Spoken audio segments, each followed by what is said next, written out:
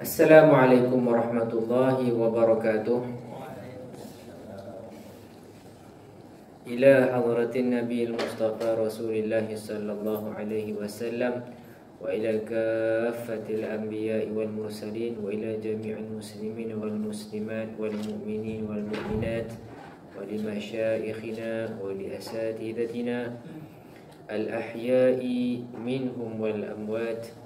شيء لله لهم الفاتحة. أعوذ بالله من الشيطان الرجيم. بسم الله الرحمن الرحيم. الحمد لله رب العالمين الرحمن الرحيم مالك يوم الدين إياك نعبد وإياك نستعين اهدنا الصراط المستقيم صراط الذين أنعمت عليهم غير المغضوب عليهم ولا الضالين.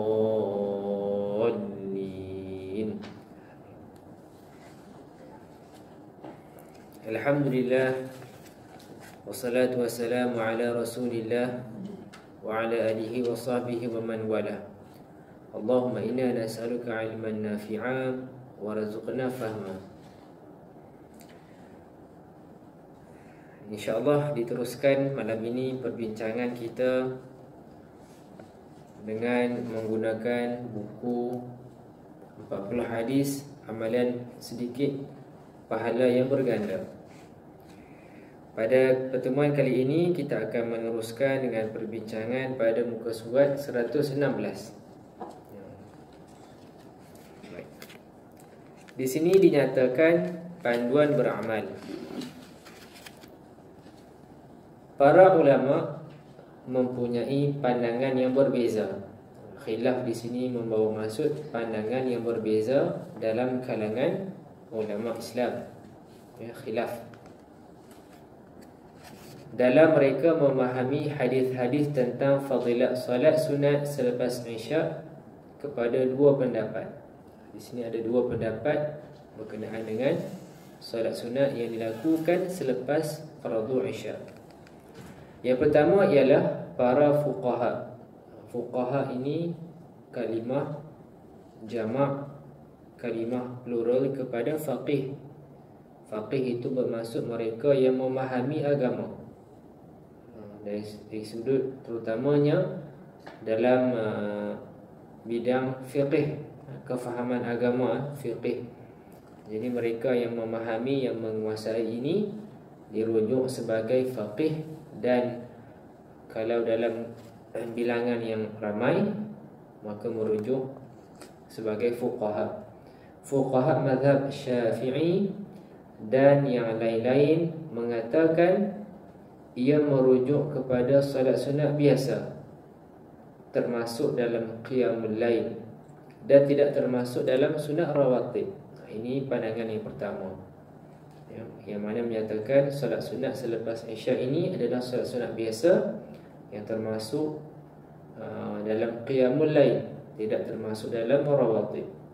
Baik, seterusnya ialah pendapat daripada kalangan fuqaha mazhab Hanafi. Mazhab Hanafi yang mengatakan 4 rakaat tersebut termasuk dalam sunat rawatib. Dan ini disebutkan dalam kitab Fathul Qadir. Ini kitab fiqh lah ya. Kalau kita ada kesempatan nak mengkaji lebih, boleh rujuk dalam kitab fiqh yang berjudul Fathul Qadir. Baik, cara mengerjakan solat sunat selepas fardu Isya.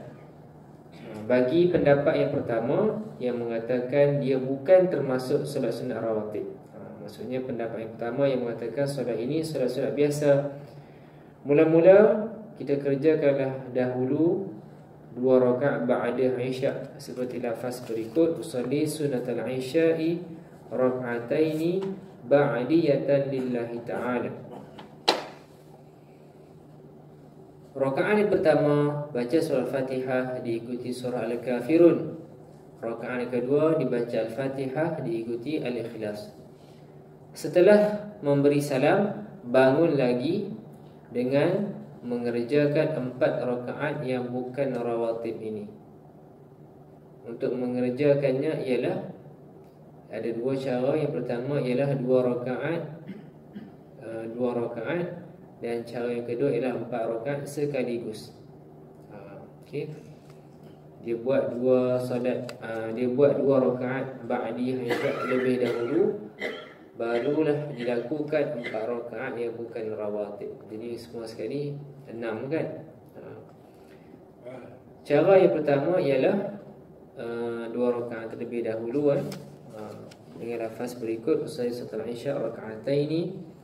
Seperti mana yang telah kita nyatakan tadi, untuk rakaat pertama baca Al-Fatihah dan Al-Kafirun, rakaat yang kedua baca Al-Fatihah dan Al-Ikhlas. Kemudian bangun lagi sekali untuk solat yang lagi 2. Usalli salatul isya raka'ataini lillahi ta'ala. Okey. Kali yang ini rakaat pertama boleh baca Al-Fatihah dengan Al-Kafirun atau Al-Falaq, dan rakaat kedua dibaca dengan Al-Fatihah beserta Al-Ikhlas ataupun An-Nas. Cara yang kedua pula adalah 4 rakaat sekaligus. Okay, lafaz niatnya ialah usalli salatul isya 4 raka'atin lillahi ta'ala. Okay. Dan untuk setiap rakaat itu selepas Al-Fatihah dibaca Al-Kafirun, Al-Ikhlas, Al-Falaq dan An-Nas untuk masing-masing rakaat. Dan cara yang kedua ini, iaitu 4 rakaat sekaligus ini, kita boleh pilih sama ada nak buat tahiyat awal ataupun tidak. Dan juga tidak mengapa kalau kita tidak membaca surah dalam rakaat ketiga dan keempat. Okey. Tadi itu adalah pendapat yang pertama yang kata dia bukannya solat sunat rawatib. Manakala kita akan lihat sekarang ini pendapat yang kedua yang menyatakan solat sunat selepas isyak ini adalah rawatib. Okey, di sini ada 2 cara. Yang pertama ialah dilakukan sebanyak 2 rakaat, dan cara yang kedua ialah 4 rakaat sekaligus. Okay. Jadi perinciannya sama juga macam tadi.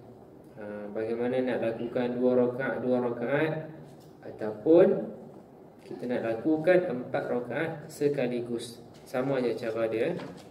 Pilihan surah yang nak digunakan, dan sama ada nak dilakukan tahiyat awal ataupun tidak. Itu adalah untuk yang dilakukan secara 4 rakaat sekaligus. Baik. Jadi lepas habis kuliah ni insya-Allah lah kita boleh cuba. Setidak-tidaknya kita cuba amalkan sekali lah dalam hidup kita kan. Kita dah belajar. Untuk mendapatkan barakah ilmu, kita cuba amalkan sekali 4 rakaat selepas fardu isyak. Nak buat kat surau boleh, nak buat kat rumah pun boleh, tidak ada masalah ya. Okay, kita teruskan dengan halaman yang berikutnya. Pada halaman 122, pada halaman 122, solat sunat rawatib 12 rakaat setiap hari. An Ummi Habibah radhiyallahu anha zawjin Nabi sallallahu alaihi wasallam qalat sami'tu Rasulullah sallallahu alaihi wasallam qala ma min 'abdin muslimin yusalli lillahi kulla yawmin thintai 10 rak'atan tatawwu'an ghayra fariidatin illa banallahu lahu baitan fil jannah aw illa bunya lahu baitun fil jannah. Qalat Ummu Habibah fama barihtu usallihinna ba'd. Daripada Ummu Habibah radhiyallahu anha, isteri baginda Nabi sallallahu alaihi wasallam berkata, aku telah mendengar Rasulullah sallallahu alaihi wasallam bersabda, tidaklah seorang hamba Islam solat pada setiap hari kerana Allah Ta'ala sebanyak 12 rakaat sunat, bukan yang wajib, melainkan Allah akan membina sebuah rumah di dalam syurga untuknya. Atau perawi hadis kurang pasti menyatakan melainkan dibina sebuah rumah di dalam syurga untuknya. Ummu Habibah berkata, maka aku tidak pernah meninggalkan solat-solat tersebut setelah mendengar ucapan Nabi SAW tersebut. Hadis ini yang diriwayatkan oleh Imam Muslim, Imam Ibnu Majah, Imam Tirmidzi, Imam Abu Dawud dan Imam An-Nasa'i rahimahumullah. Baik. Mengapa kita sebutkan juga nama-nama imam yang meriwayatkan hadis ini? Antaranya ialah salah satu adab kita kepada mereka. Kita menghargai usaha mereka. Sebagaimana yang kita bincangkan dalam pertemuan yang sebelum ini, kita menyatakan bahawa ulama-ulama hadis ini sangat kuat kesungguhan mereka. Mereka nak mengkaji hadis-hadis yang diterima daripada Nabi Muhammad sallallahu alaihi wasallam. Pada zaman dahulu tidak ada teknologi seperti sekarang. Sekarang kita ada teknologi yang begitu pantas. Jika hari ini ada orang yang sedang bercakap di benua Amerika umpamanya, kita boleh mendengar secara langsung, dan setiap patah perkataan itu tidak hilang. Semuanya boleh kita dengar dan boleh kita simpan, tidak gugur sedikit pun. Namun pada zaman dahulu, usaha yang sangat kuat perlu dilakukan. Imam-imam hadis ini berusaha keras mencari siapakah yang meriwayatkan hadis ini, apakah kandungan yang dinyatakan, siapakah yang meriwayatkan hadis ini, dia terima daripada siapa, daripada siapa, daripada siapa, seterusnya kepada Nabi kita Nabi Muhammad SAW. Dan bagaimanakah pula kepribadian mereka, untuk menilai dari sudut periwayatan tersebut. Jadi usahanya sangat, Masya Allah, sangat hebat. Terpaksa merantau ke sana dan ke sini untuk mencari mereka yang meriwayatkan hadis tersebut. Dan dulu kita maklum, nak bergerak dari satu tempat ke satu tempat sangat memerlukan kesabaran dan perjalanan yang jauh. Sekarang senang kan, ada kapal terbang, ya, ada kereta dan seterusnya. Baik. Jadi mudah-mudahan menjadi amalan kita lah, bila kita sebut mana-mana hadis, kita nyatakan periwayat imam yang meriwayatkan hadis tersebut, dan kita mendoakan rahimahumullah, semoga Allah merahmati mereka. Baik. Jadi dalam hadis ini jelas menjadi panduan kepada kita.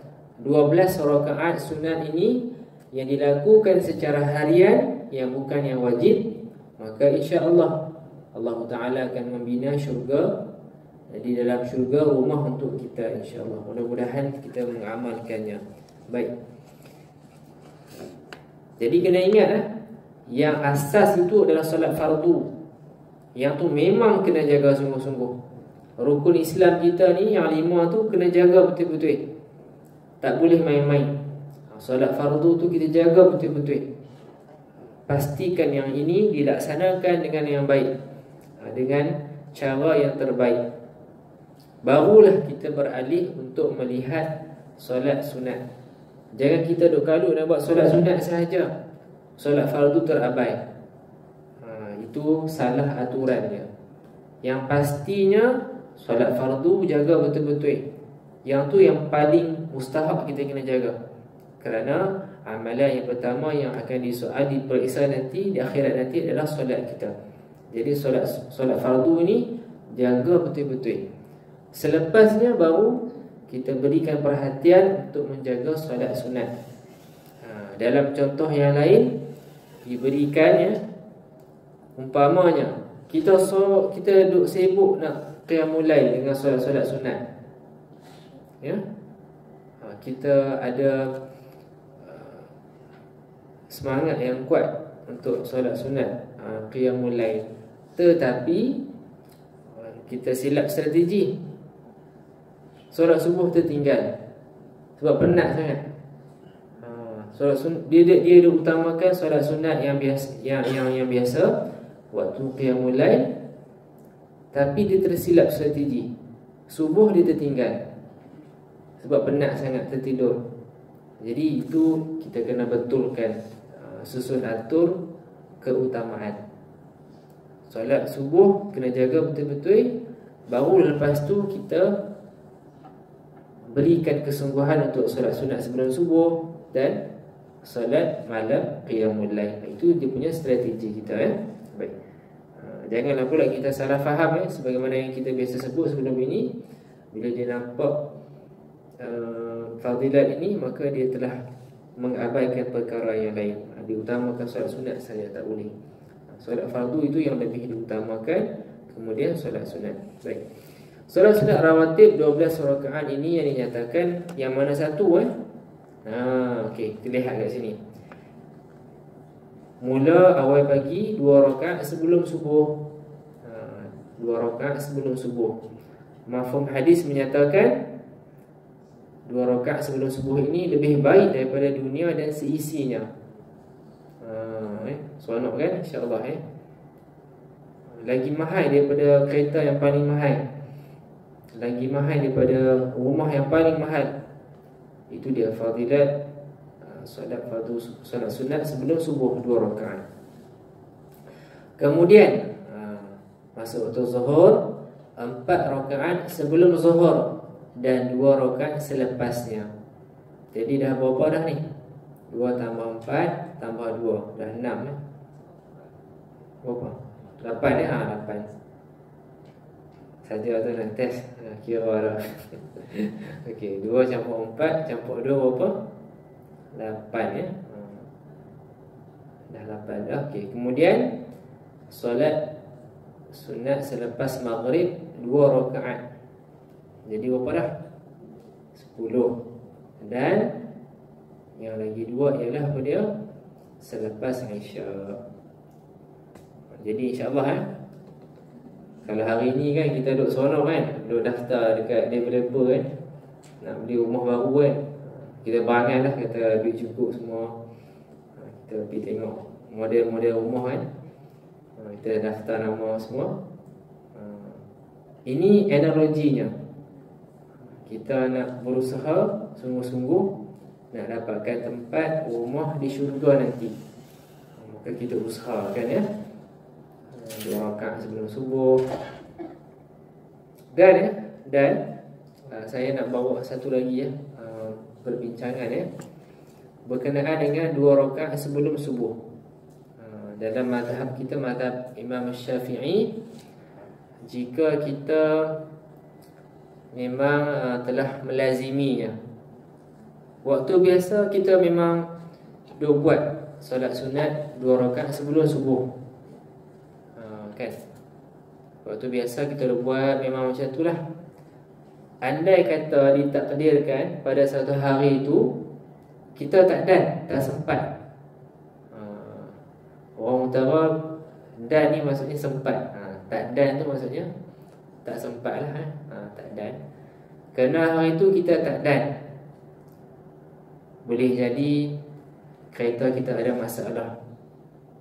Sampai saja surau ni imam dah mulakan solat fardu subuh berjamaah.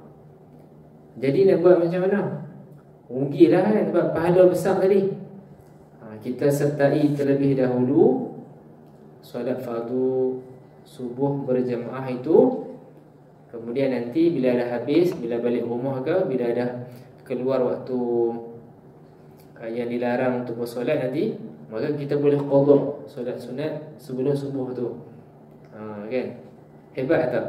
Orang duk nampak solat wajib kan duk qada kan, tapi yang ni solat sunat sebelum subuh pun boleh diqada.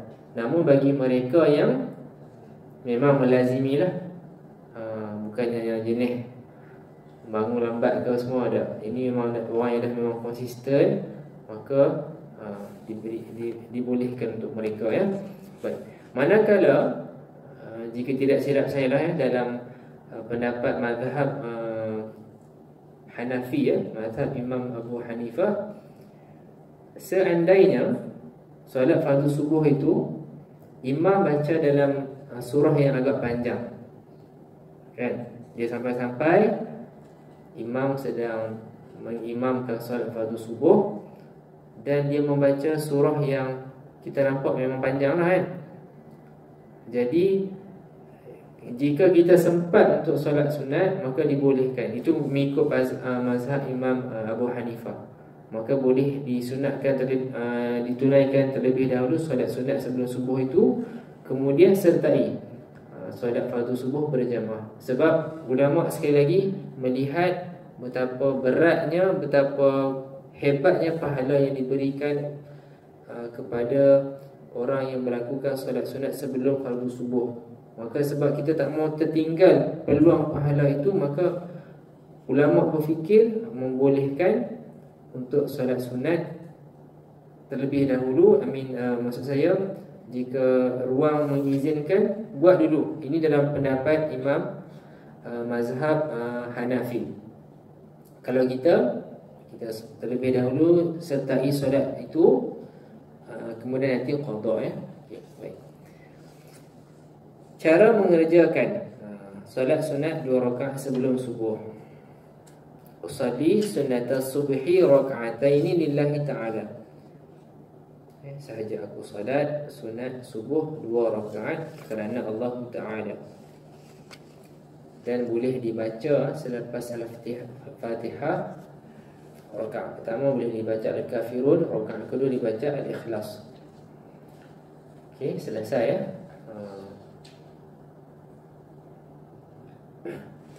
Berikutnya 4 rakaat sebelum zuhur dan 2 rakaat selepasnya.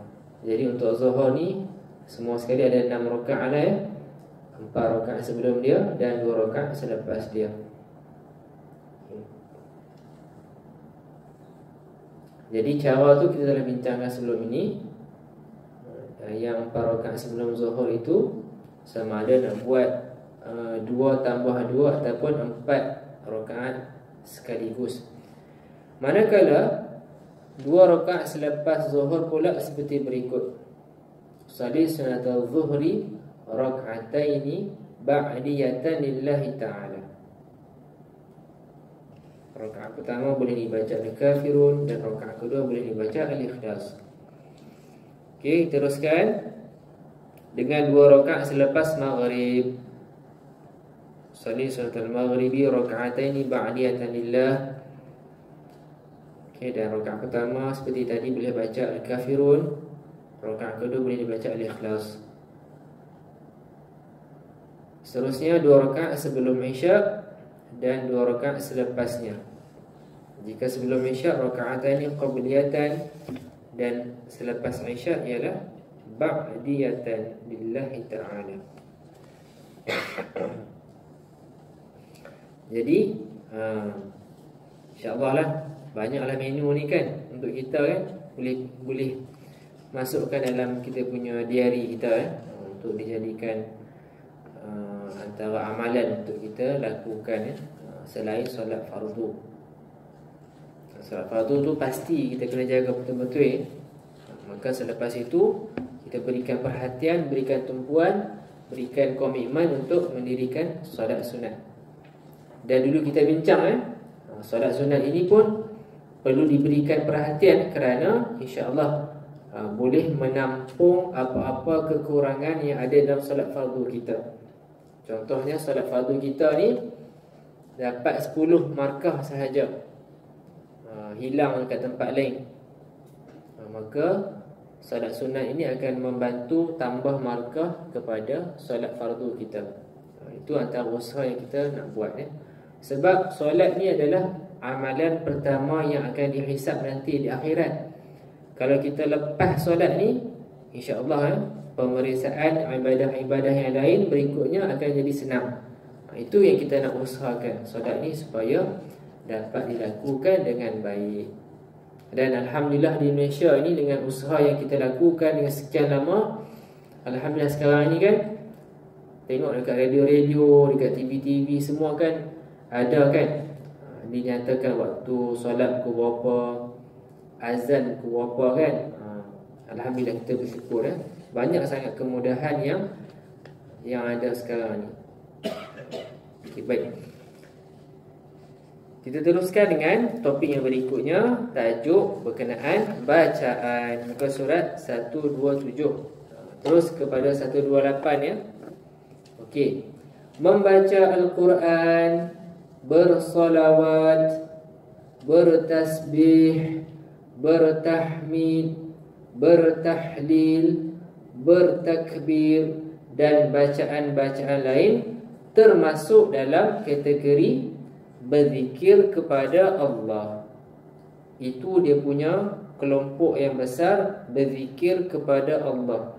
Kita ingat akan Allah Subhanahu wa ta'ala. Di bawahnya ada macam-macam. Antaranya ialah membaca Al-Quran, kemudian bersalawat, bersalawat kepada Nabi kita kan. Kemudian bertasbih. Tasbih apa dia? Subhanallah, menyucikan Allah Subhanahu wa ta'ala. Kemudian bertahmid, ya, Alhamdulillah, kita memuji Allah Subhanahu wa ta'ala. Kemudian apa dia? Bertahlil, ya, bertahlil, la ilaha illallah. Kemudian bertakbir, membesarkan Allah ta'ala, Allahu akbar. Dan bacaan-bacaan lain. Semua itu kategorinya adalah berzikir kepada Allah Subhanahu wa ta'ala. Pahala berzikir sangat besar di sisi Allah ta'ala. Banyak ayat Al-Quran dan hadis yang menunjukkan keutamaan berzikir. Antaranya apa dia? Dalam surah Al-Ahzab, surah yang ke-33 ayat 41 dan 42. Wabillahi minasyaitonirrajim. Ya ayyuhalladzina amanu dzkurullaha dzikran katsira wasabbihuhu bukratan wa asila. Wahai orang yang beriman, ingatlah Allah dengan sebanyak-banyak ingatan dan bertasbihlah kepadanya pada siang dan malam. Lihat di sini ya, dzikran katsira, ingat sebanyak-banyaknya. Ini antara dalil secara umum yang dijadikan panduan kepada kita untuk membanyakkan zikir. Sebahagian pendekatan mereka meletakkan sasaran berapa banyak nak berzikir. Itu antara strategi yang boleh digunakan.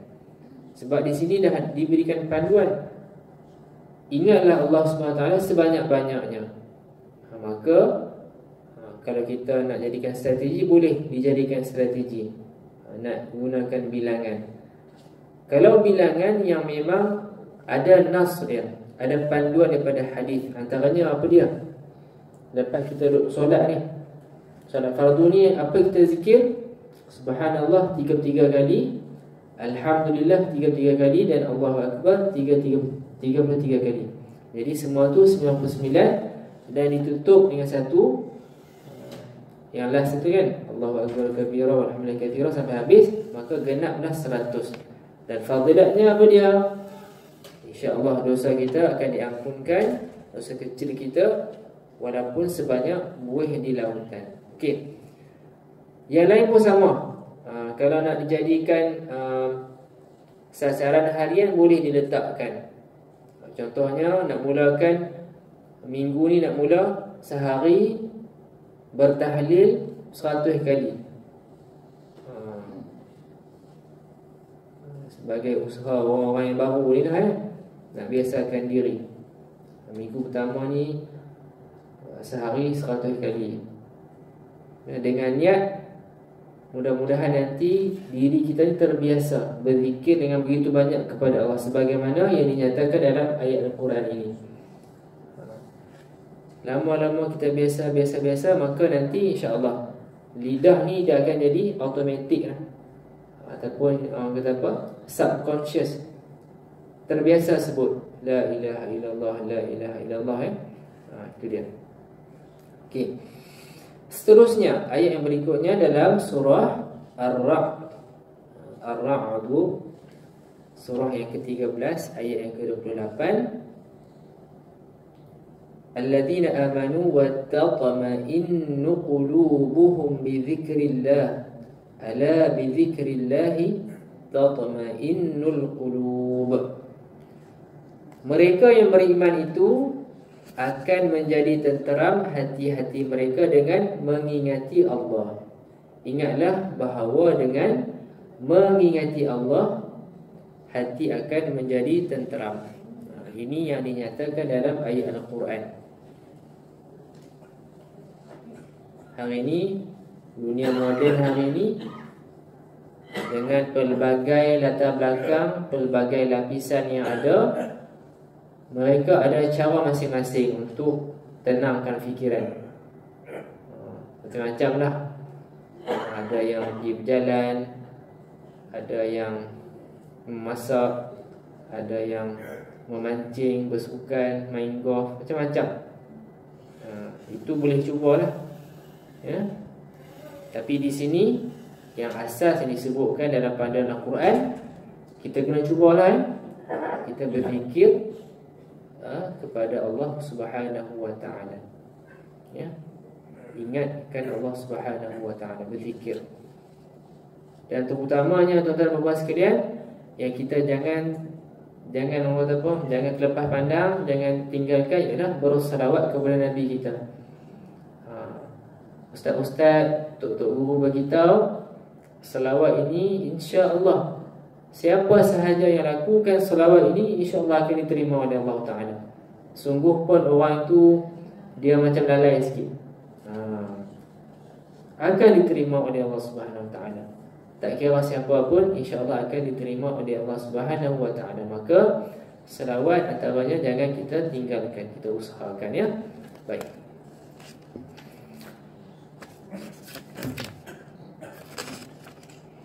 Rasulullah sallallahu alaihi wasallam bersabda, hadis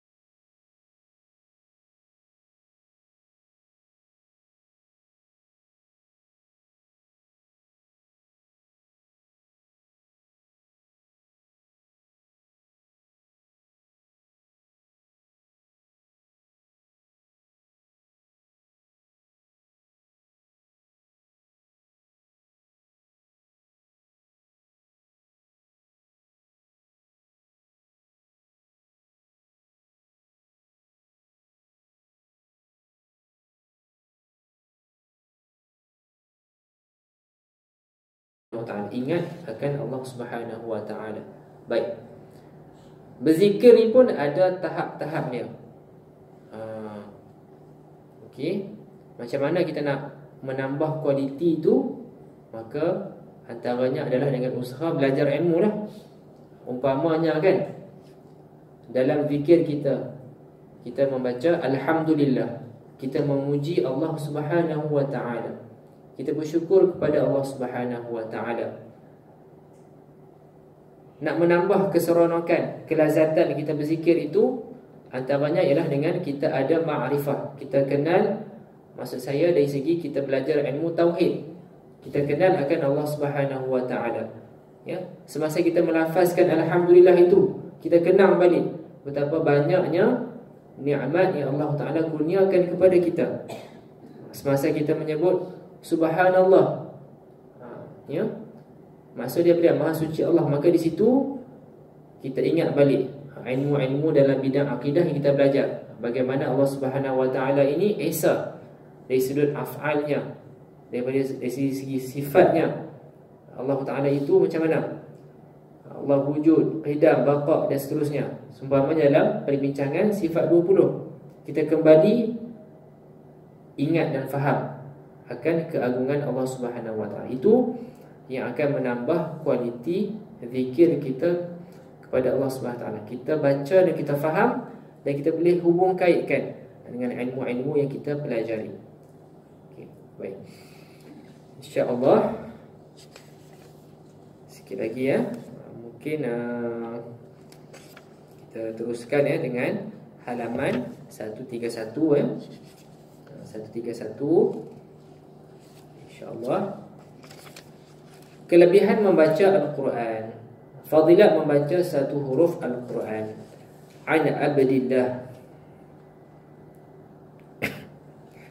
Abdillah ibn Mas'ud radhiyallahu anhu qala Rasulullah sallallahu alaihi wasallam, man qara'a harfan min kitabillah falahu bihi hasanah wal hasanatu bi'ashri amthaliha la aqulu alif lam mim harfun walakin alif harfun wa lamun harfun wa mimun harfun. Daripada Sayyidina Abdullah bin Mas'ud radhiyallahu anhu berkata, Rasulullah sallallahu alaihi wasallam bersabda, sesiapa yang membaca satu huruf daripada Al-Quran, maka dia mendapat satu pahala kebaikan. Satu huruf, satu pahala kebaikan. Sedangkan setiap satu pahala itu digandakan menjadi 10. Aku tidak katakan alif lam mim itu sebagai satu huruf, tetapi alif satu huruf, lam satu huruf, dan mim satu huruf. Hadis diriwayatkan oleh Imam At-Tirmidzi dan Imam At-Tabarani rahimahumullah. Ya, itu fadilat yang menunjukkan fadilat membaca Al-Quran. Satu huruf paling sikit dapat 10. Bahkan Allah Subhanahu taala maha luas kurniaannya, boleh menggandakan lagi pahala yang kita akan dapat daripada bacaan Al-Quran kita. Nanti boleh buat analisis, buka lah. Contohnya surah Al-Fatihah, kira berapa huruf yang ada, boleh buat analisis. Sekali baca Al-Fatihah berapa banyak pahala yang mudah-mudahan kita dapat. Okay.